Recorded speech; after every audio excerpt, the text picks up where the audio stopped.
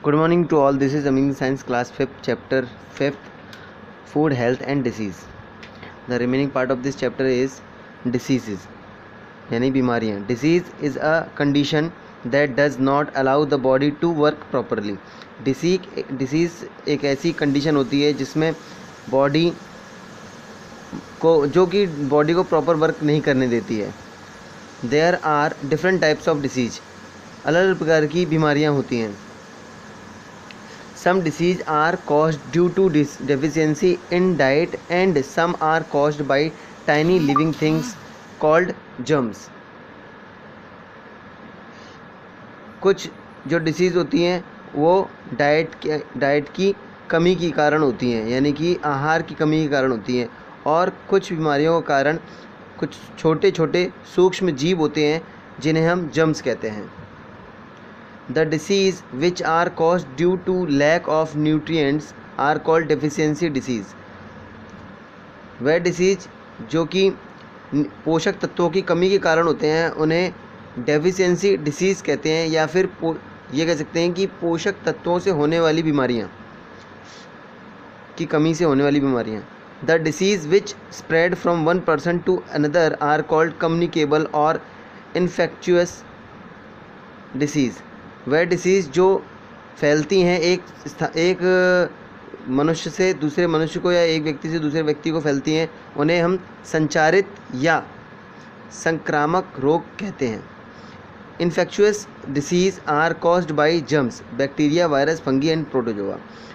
जो संक्रामक रोग होता है वह जर्म्स के कारण होता है, जैसे कि बैक्टीरिया, वायरस, फंगी और protozoa.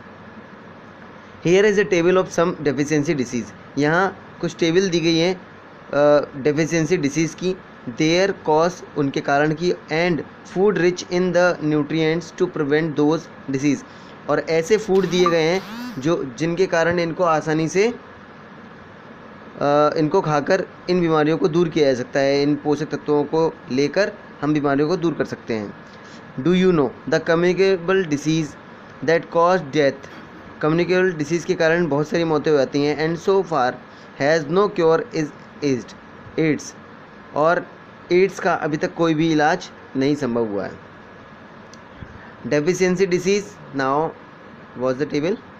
Deficiency diseases, deficiency of cured और prevented by giving. Night blindness यानी कि रतौंधी. नाइट ब्लाइंडनेस यानी कि रात न दिखना, जिसे रतौंधी भी कहते हैं. ये किसकी कमी के कारण होता है? विटामिन ए की कमी के कारण होता है. और ये किस में मिलता है? Food rich in the nutrients, यानी कि butter, ghee, milk, curd, fish, egg, carrot, mango.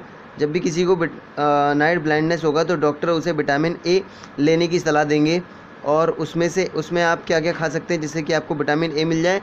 उसमें आप butter, ghee, milk, curd, fish, ये सब आप खा सकते हैं, जिसकी वजह से विटामिन ए की पूर्ति हो जाएगी और नाइट ब्लाइंडनेस लगभग ख़त्म हो जाएगी. बेरी, ये भी एक प्रकार का रोग है, डिसीज़ है, जो कि विटामिन B1 की कमी के कारण होता है. और जो विटामिन बी है उसकी कमी को हम कैसे पूरा कर सकते हैं?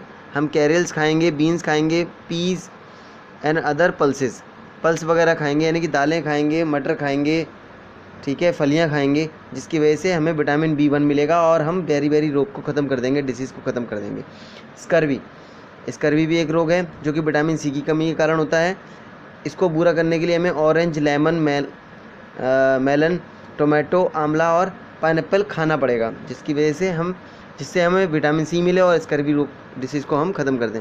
Rickets, vitamin D. रिकेट्स जो है विटामिन डी की कमी के कारण होता है. रिकेट्स को सूखा रोग भी कहते हैं, जो कि हमें मिल्क से, चीज़ से, घी, एग से और सनलाइट से, सबसे ज़्यादा सनलाइट से हमें आसानी से विटामिन डी मिल सकता है. गोइटर यानी कि घेंगा रोग जो गले में हो जाता है, गला सूज जाता है, वह आयोडीन की कमी के कारण होता है.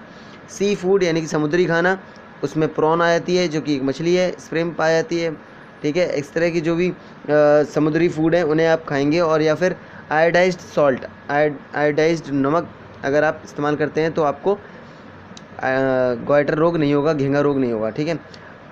एनीमिया यानी कि रक्त की कमी, ये जो है वो आयरन की कमी के कारण हमारे शरीर में ब्लड की कमी हो जाती है, जिसे एनीमिया के नाम से जानते हैं. इसको दूर करने के लिए एग यॉक खा सकते हैं, हम मीट खा सकते हैं, रेजिन खा सकते हैं, ड्राइड फ्रूट खा सकते हैं, बादाम वगैरह। और स्पिनच यानी कि पालक, अगर आप पालक खाते हैं तो आपके अंदर आयरन बढ़ेगा और आयरन की वजह से आपका ब्लड भी बढ़ेगा और आपको एनीमिया जो डिसीज़ है वो नहीं होगा। The germs causing disease, germs जो कारण है, जम्स के कारण होने वाला डिसीज़ कौन से हैं, यानी कि बैक्टीरिया, फंगी, वायरस, प्रोटोजोआ, ये सब होते हैं। Are spread by various means, ये अलग अलग प्रकार से रोग फैलाते हैं। दे आर स्प्रेड थ्रो, ये इस तरह से फैलाते हैं जैसे कि इन्फेक्टेड फूड एंड वाटर, ये इन्फेक्टेड खाने में या पानी में पाए जाते हैं और उनको अगर हम ले लेते हैं या खा लेते हैं तो हमें भी वो हो जाएगा। एयर से फैल जाता है, जैसे कि कोरोना वायरस एयर से फैल रहा है आप, ठीक है। डायरेक्ट कांटेक्ट, अगर आप डायरेक्ट कांटेक्ट में आते हैं तो भी आपको ये इस तरह के डिसीज़ हो जाएंगे। कोई इंसेक्ट आपको काट लेता है या इंसेक्ट के थ्रू के पास आ जाते हैं या इंसेक्ट आपके ऊपर आ जाता है तो भी वो छोटे छोटे जो बैक्टीरिया या फंगी उसके साथ हमारे बॉडी पे चले आते हैं और हमें भी डिसीज़ कर देते हैं कोई ना कोई, ठीक है। डैमेज स्किन, अगर किसी की फोड़ा फुंसी इस तरह की कोई चीज़ हो रही है, अगर उसको हम टच कर लेते हैं तो हमें भी वो रोग हो जाता है। Here is the some picture of bacteria, virus, fungi and protozoa. You will have to make this diagram on your notebook. This is your homework. Preventing disease, आपको कैसे रोक सकते हैं हम रोग को, किसी भी रोग को। Here are some tips for preventing disease, यहाँ कुछ टिप्स दी हुई हैं जिसकी वजह से आप आसानी से इसको रोक सकते हैं। Keep yourself and your surrounding clean, खुद को और अपने चारों तरफ क्लीन रखो। Use disinfectant to clean floor, आपको फ्लोर को साफ़ करने के लिए डिसइंफेक्टेंट की यूज़ करना पड़ेगा। Mosquitoes and insect should not be allowed to breed in and near your house, आपको मॉस्किटो और इंसेक्ट जो भी हैं वो अपने घर के आसपास नहीं होने देना है उन्हें, ठीक है, उन्हें जमा नहीं होने देना है या उनकी प्रजाति को नष्ट कर देना है।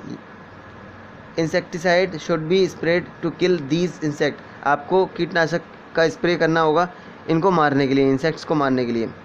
N infected person and his belonging should be kept away from other so that germs do not spread to other, आपको कोई इन्फेक्टेड पर्सन है या उसका कोई सगा संबंधी है उससे दूर रहना चाहिए, खुद को दूर रखना चाहिए और जिससे कि जर्म्स जो है वो फैले नहीं, एक लोगों से दूसरे लोगों को ना फैले। Water should be boiled before drinking, पानी को पीने से पहले उसे बॉयल कर लेना चाहिए। Vaccination must be given to make the body capable of fighting against any germs of diseases, vaccination दी जाती हैं जिससे कि बॉडी कैपेबल हो सके किसी भी जर्म्स से लड़ने के लिए, आसानी से लड़ने के लिए। So student, today's class finish here, tomorrow I will send you oral question and exercise. You have to read and learn new words of this chapter. Okay, thank you, have a nice day.